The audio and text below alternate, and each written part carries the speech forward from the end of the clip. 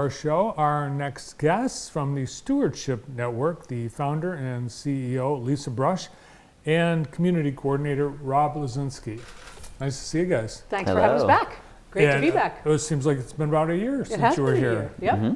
So it must be time for your annual spring campaign? It is time for our annual spring campaign. Yeah, looking forward to talking about it. Cool. Well, we probably should, in case our viewers missed you the last time you were here, give a little refresher of what the Stewardship Network is. Yeah, so we are an environmental nonprofit, and we have a 20-year history, international and national award-winning model of caring for land and water in people's communities.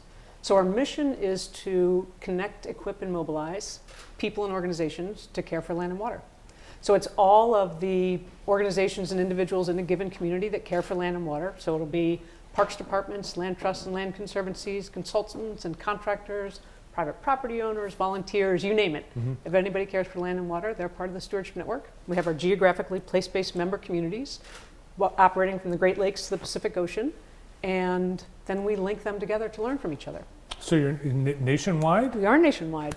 And how about right here in Jackson? Do we have a chapter or a group? We sure do. Absolutely. So the Grand Raisin Conservation Community is based in Jackson in part, and then they're also partners with the Jackson-Lenawee-Washtenaw County SISMA, which is Cooperative Invasive Species Management Area. And they have a ton of great partners. Lisa will tell you about a few more, but another one that we'd like to highlight is Hidden Lake Gardens, because they have a really amazing canopy walk that will be opening up on June 20th. And so for any of the viewers interested in checking that out, we got a sneak preview during the spring meeting for GRCC, and it was incredible. Oh, wow. We wondered, didn't we, Brandon? We wondered what happened with that because of the pandemic. Right. Mm-hmm. Yeah. It's beautiful. It so is. Good. And it's one of our oldest member communities, and so lots of great groups part of it. The River Raisin Watershed Council and Legacy Land Conservancy and Michigan Nature Association and the Nature Conservancy and Open Grown School and Iron Creek Community, Land Community, so lots of great partners. So here in Jackson, we have a lot. I mean, I think we're as a community, we're blessed. We've got so much. As you mentioned, the Hidden Lake, but we've got Dahlem, we've got all these parks part of it also, and the lakes. Right? Yeah. We've got so much, but we're seeing and hearing more about all these areas. The changes in the in climate and the environment is threatening. It's a real threat. Right. It is, and that and that climate anxiety is so real, right? There's so many things that are going on. We're having storms that are more intense and those kinds of things, but there's nothing to reduce climate anxiety like getting involved. And so that's why I started the Stewardship Network, and so that there's a place for everybody to get involved and be engaged in caring for nature and the planet. And doing it together, like we have some community groups that it's just like cleaning up the beach and stuff like that. Mm-hmm. Absolutely. And these issues that we face, it's in Jackson County, but it's of course all over the world. These problems are so huge, right? And we always think, how can I make a difference? Or it seems so overwhelming. And as Lisa was saying, it's not only about reducing the harm that we, impact on the environment, so driving our cars less and things like that, but it's about having agency over protecting the lands that mean so much to us. And so that's in any community around the country, even around the world, and especially in Jackson County, folks in the parks that they frequent with their families, taking care of it, making sure that the plants and animals there have a safe place to be. It's a really special thing. And we find that when people get involved, they actually feel more empowered that they are doing something. Yeah, and I think one thing that makes it hit home is when they see the threat to our food supply. Like right now in California, there's so much of the farmland's underwater. Right. But I've seen recently there are actual foods that are threatened with extinction. Things like coffee, chocolate, maple syrup, because of the climate change. Yeah. Right, right. It really is impacting them. And the other thing that's also so neat about the work that we do, the stewardship work, is we really can change the course. Right, so we can restore these wetlands so that they do provide flood protection for us again, and we see these restoration efforts. Plants and animals that haven't been seen in 60 years are now showing up again with this stewardship work. So you started this organization 20 some years ago. So the talk about climate change, I mean, it really wasn't. That's exactly right. It's so much now part of the mainstream conversation, right? Yeah. Yep. We're just all seeing the impacts. And being in the Great Lakes, I think a lot of what we think about is that resource, which I think we take ownership. We want the Great Lakes. Well, we want them for us. But they're such a precious resource, Yeah. right? I mean, just what a special thing. I love when visitors come to the Great Lakes for the first time and they're like, wow, this is big. Yeah. You can't see the other shore. So when you started, could you envision where things would have taken you in 20 years? I think I could have. I mean, I think that vision part of it is part of, just really understanding the impact when groups really start to work together and when they really understand both what, as we're talking about in the Grand Raisin Conservation Community, you start to know what your neighbors' needs are and what the resources they have, and you get to know each other and you do more together. And there are some ways that people could just do things on their own that contribute to protecting the environment. Right. Like So we've got our spring challenge right now, Ah. and last year was a rousing success. We had more than 7,000 people participate, over 36,000 hours, and they did all kinds of different things. Rob will tell a little bit more about ways that you can get involved, but it really is something for everyone. Mm-hmm. Yeah, and it's great because, as you said, people can be doing this on their own private properties by themselves. They could also volunteer with organizations in the area. And having them participate in the Spring Challenge, either through reporting the great work that they're doing or through donating to the campaign. We have a one-to-one match campaign right now that's happening as a part of the Spring Challenge. So we're really grateful for all the support and want to encourage folks to get out there, reach out to us if you need any information about how to get involved, what plants to be working with, what areas to be working in. It's a really exciting time of year. Yeah, there are a couple different resources that people can do. They can go to our website, stewardshipnetwork.org, and they can find an events calendar. And as Rob said, volunteer with a local group, and you can see all kinds of different events that are happening here in Jackson County. And in the Spring Challenge, you can report your planting, whether you plant a tomato or a prairie, your cleanup, whether it's an urban lot or a beach cleanup, with invasive species removal, prescribed fire, educational events. Yeah, and your program, you is this the results of your 2022 campaign? Exactly. Okay, Yeah, yep. so people are encouraged to do it again. If they did it last year, they could do the same thing. They can do it again. They can also, we hear great stories from people about how they got out there and about how the challenge motivated and inspired them to do more.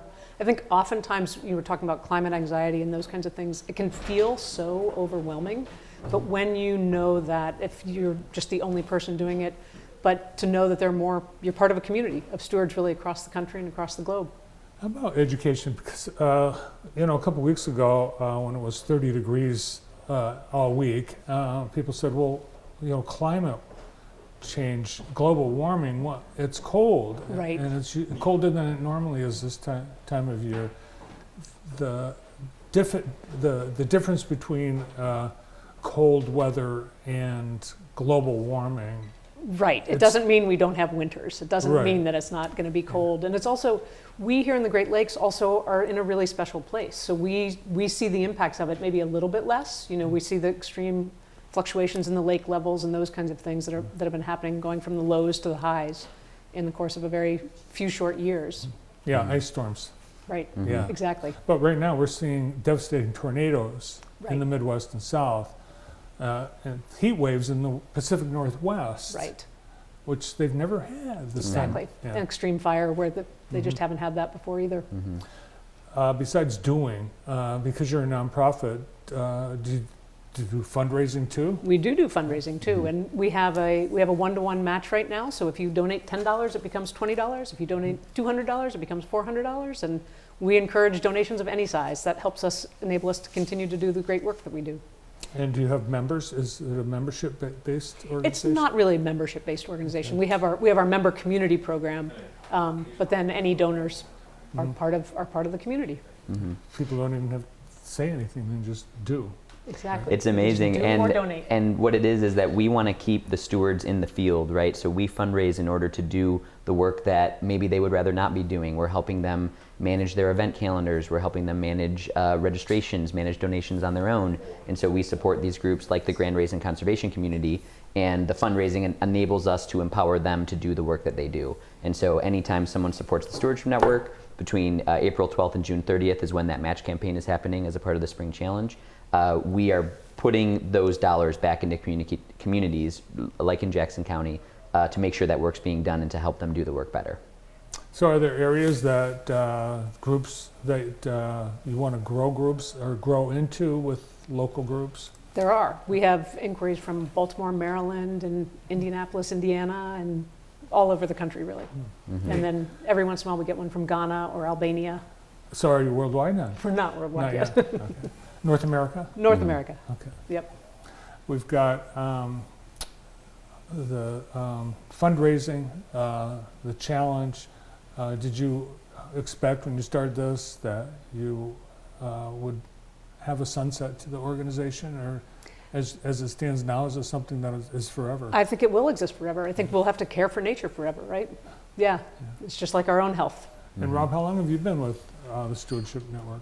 It's been about 5 years now, Yeah, more might than be that. getting on Yeah, 6 6 even. Yeah, so since around 2017, I believe, so 6 years about. Yeah, I maybe mentioned last time I was on the show, I saw Lisa speaking in one of my classes, and I just heard her talking about the Stewardship Network, and I was like, this sounds like something I'd like to get involved in. And it's very much the people side of stewardship, right? So stewardship is not just hands off, let's not touch the land, it's about actively supporting the natural ecosystems on the land. It's about helping clean up the trash that might have been on there, through other human activities, or it's about planting native plants so that these ecosystems can be more resilient to the changes that you're talking about.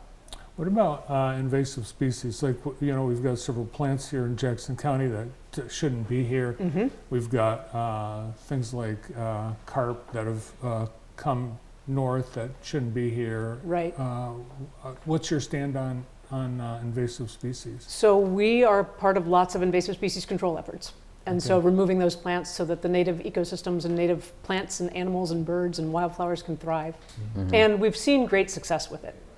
Yeah, where the spring wildflowers do come back. And Nice. yeah. And we try not to focus so much. It is important, right? We think about invasive species and what plants shouldn't be here or animals shouldn't be here.